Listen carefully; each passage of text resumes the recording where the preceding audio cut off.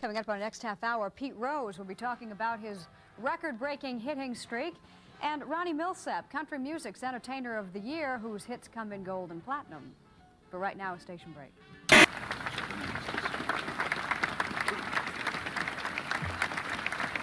Governor, are you prepared to take the constitutional oath? I am. If you place your left hand on the Bible and raise your right hand and repeat after me, I, Ronald Reagan, do solemnly swear.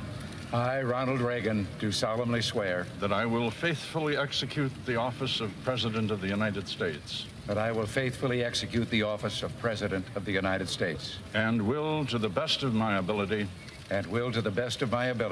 preserve, protect, and defend. Preserve, protect, and defend. The Constitution of the United States. The Constitution of the United States. So help you God. So help me God.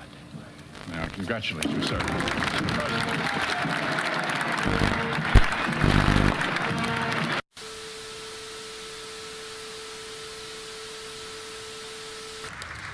Before departing the Capitol, the President pauses to review troops from all services under the command of Major General Robert Arter, Chairman of the Armed Forces Inaugural Committee.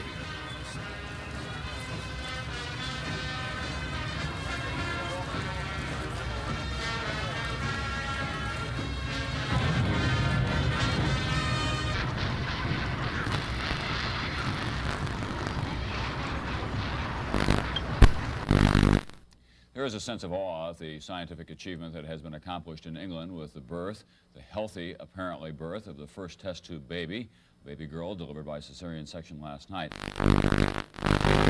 Was the first American baby successfully conceived outside her mother's body by the in vitro technique, in which the mother's egg is fertilized in a laboratory dish with sperm from the father.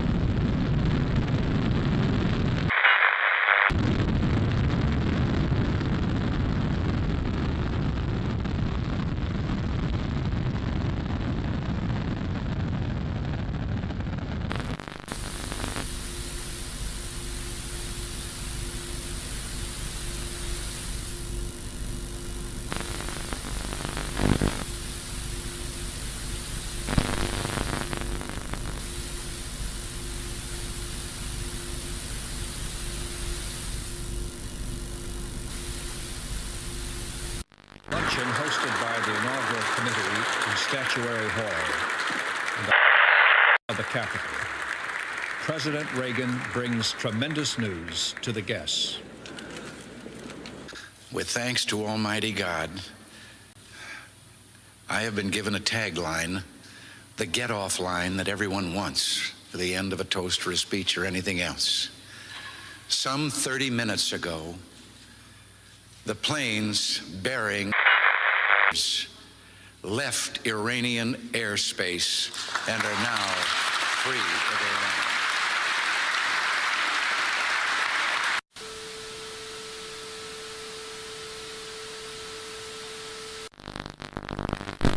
Though there were no presidents or generals or the former hostages agreed that today's celebrations of their return were the sweetest.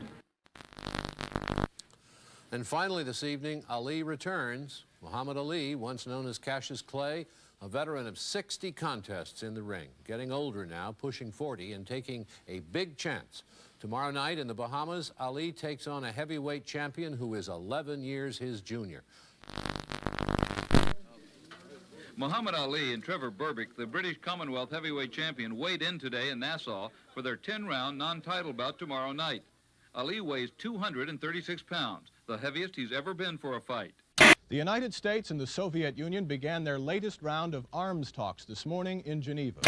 The United States has said it will not deploy the new version of this Pershing missile and new cruise missiles if the Soviets dismantle their medium-range arsenal. The Soviets say the United States has deliberately not counted submarine-fired missiles, air-based warheads, and the nuclear forces of Britain and France.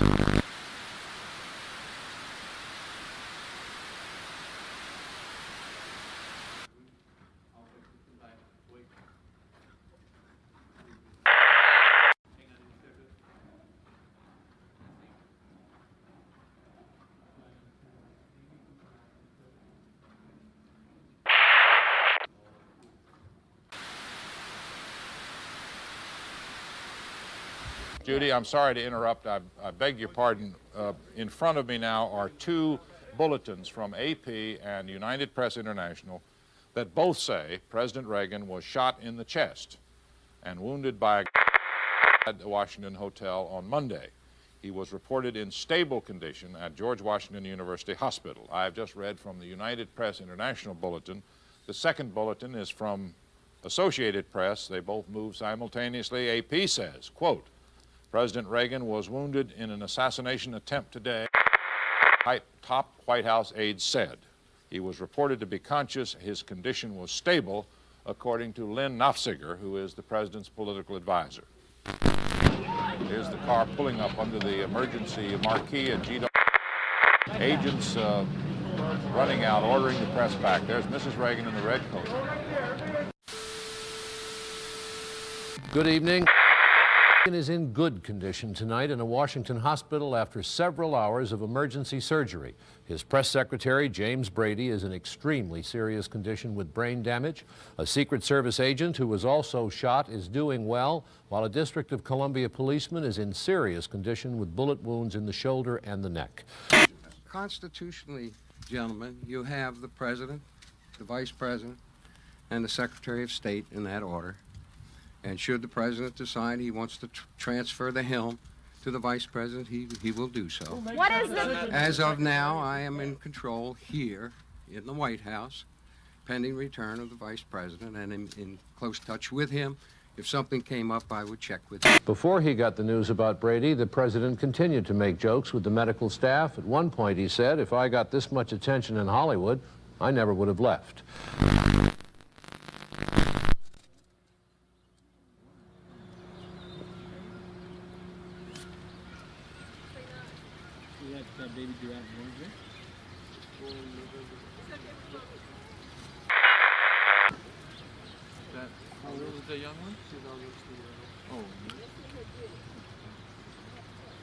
I think every ball club in the major leagues, really has been hurt financially by this. No one has won by this strike. The only people that are going to win now are the fans because it's over with.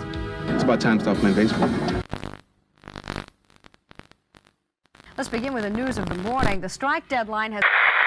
It looks like the first mid-season baseball strike in history is on. Don't like what they're making here, throw them in a steel mill for 6 months and let them earn their money.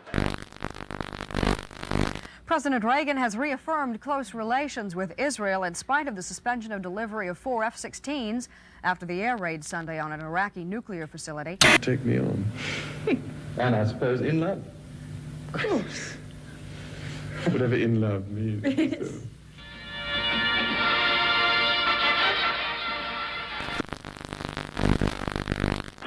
Tonight, to celebrate the end of the Prince's bachelorhood, there was an enormous and spectacular fireworks display in Hyde Park. And all over England, Scotland, and Wales, bonfires of celebration were lit.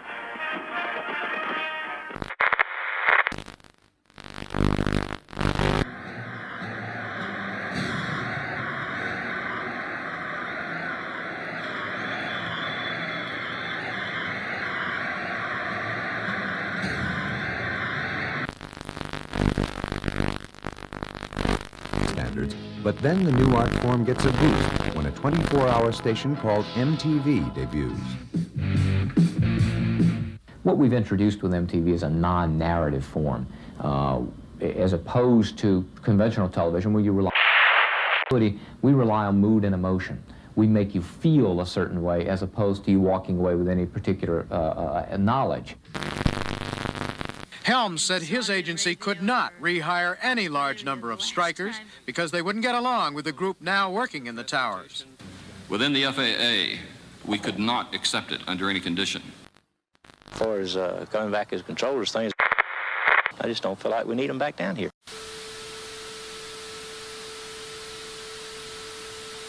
Early this morning, the Canadian Air Traffic Controllers Union claimed that U.S. airspace was unsafe and refused to handle planes on their way to and from the U.S. What followed was temporary havoc, confusion.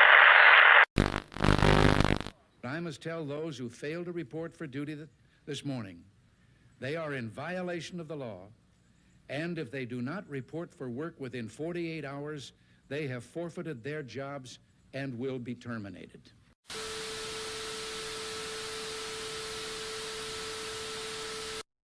Negotiations continue to end the Major League Baseball strike, but there's no sign a settlement is near. While they wait, ball players occupy themselves in many ways. In an historic first, Sandra Day O'Connor is Reagan's surprise choice for nomination to the United States Supreme Court. The Arizona judge shares the president's conservative on many legal issues. She is unanimously confirmed by the Senate in September and takes her place on the bench.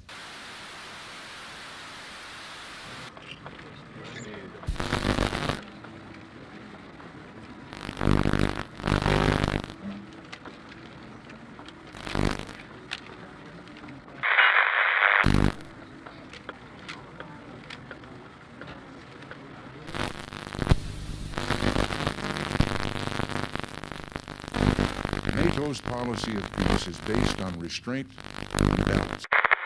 No NATO weapons, conventional or nuclear, will ever be used in Europe except in response to attack. NATO's defense plans have been responsible and restrained.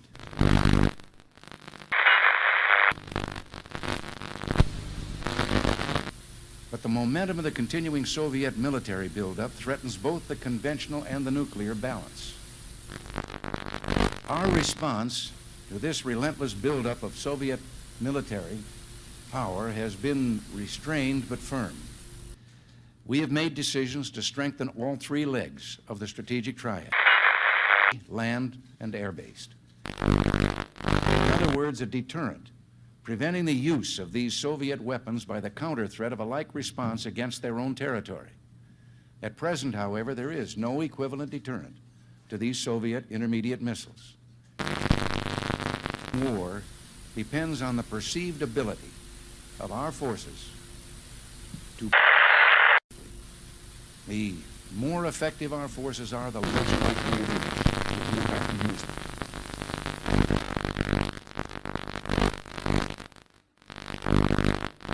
The United States is prepared to cancel its deployment of Pershing II and ground-launched missiles if the Soviets will dismantle their SS-20, SS-4, and SS-5 missiles.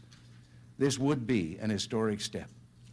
With Soviet agreement, we could together substantially reduce the dread threat of nuclear war which hangs over the people of Europe.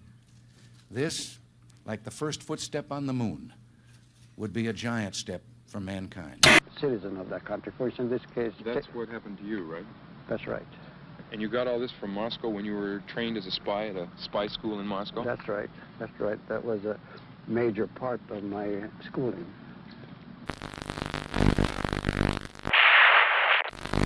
They live as citizens of these countries, and they would start operating really in case of war between the Soviet Union and the United States, for example, or in the time of of a very serious crisis when, for example, the diplomatic relations would be broken.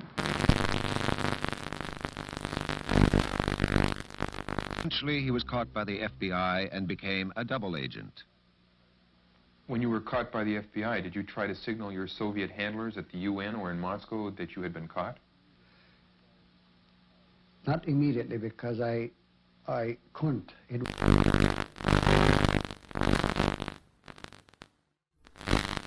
I would be, among other illegals, the only means by which the Soviet Union could get any military intelligence from the United States, because all their diplomatic means, all their open means would be cut off.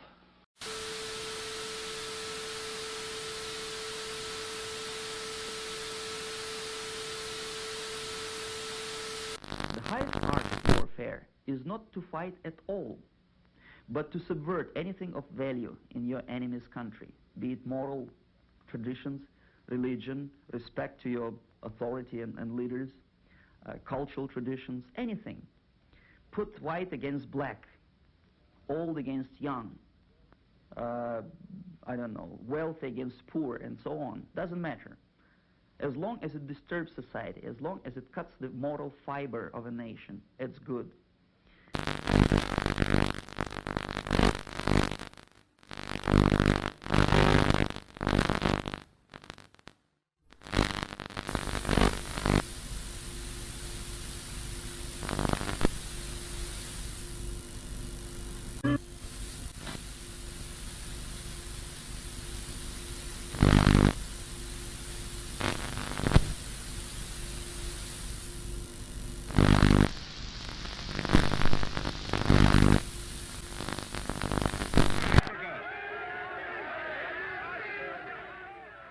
As one boxing great departs, another legend leaves the ring.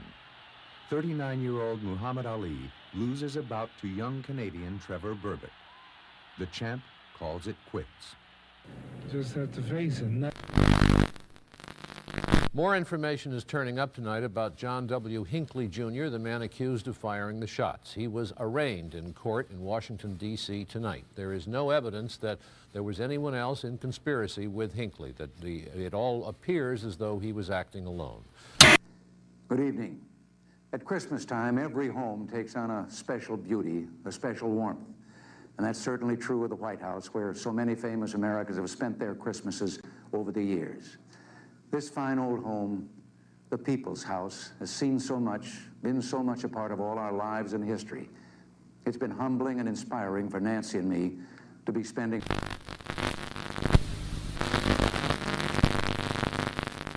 homes of Minnesota. The Polish government has trampled underfoot solemn commitments to the UN Charter and the Helsinki Accords. It has even broken the Gdansk Agreement of August 1980, by which the Polish government recognized the basic right of its people to form free trade unions and to strike. The tragic events now occurring in Poland almost 2 years to the day after the Soviet invasion of Afghanistan have been precipitated by public and civil pressure on the Soviet Union. It is no coincidence that Soviet Marshal Kulikov, chief of the Warsaw Pact forces, and other senior Red Army officers were in Poland while these outrages were being initiated. And it is no coincidence that the martial law proclamations imposed in December by the Polish government were being printed in the Soviet Union. The action cannot stop there. I want emphatically to state tonight that if the outrages in Poland do not cease, we cannot and will not conduct business as usual with the perpetrators and those who aid and abet them. Make no mistake, their crime will cost them dearly in their future dealings with America and free peoples everywhere. I do not make this statement lightly or without serious reflection. We have been measured and deliberate in our reaction to the tragic events in Poland. We have not acted in haste, and the steps I will outline tonight and others we may take in the days ahead are firm, just.